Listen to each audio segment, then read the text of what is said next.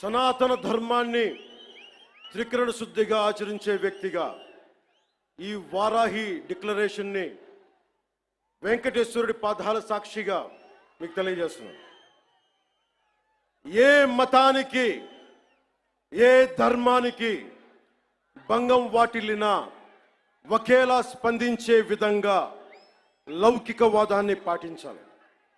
సనాతన ధర్మ పరిరక్షణ కోసం అవిశ్వాసాలకు భంగం కలగజేసే చర్యలు అరికట్టడానికి దేశం మొత్తం అమలయ్యేలా ఒక బలమైన చట్టం అవసరం ఉంది. దానిని తక్షణమే తీసుకురావాలి. ఆ చట్టాన్ని అమలు చేసేలా జాతీయ రాష్ట్ర స్థాయిల్లో సనాతన ధర్మ పరిరక్షణ బోర్డు ఏర్పాటు కావాలి. దానికి ప్రతి ఏటా నిధులు కేటాయింపబడాలి.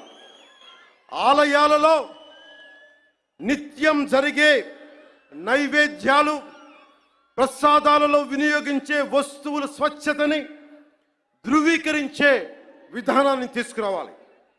ఆలయాలు కేవలం ఆధ్యాత్మిక కేంద్రాలుగే కాదు, విద్యా కేంద్రాలుగా, కళా కేంద్రాలుగా, ఆర్థిక కేంద్రాలుగా, పర్యావరణ పరిరక్షణ కేంద్రాలుగా మరియు సంక్షేమ కేంద్రాలుగా కూడా పూర్తి స్థాయిలో రూపుదిద్దుకోవాలి. ఆ దిశగా ఒక ప్రణాళిక సిద్ధం చేయాలి.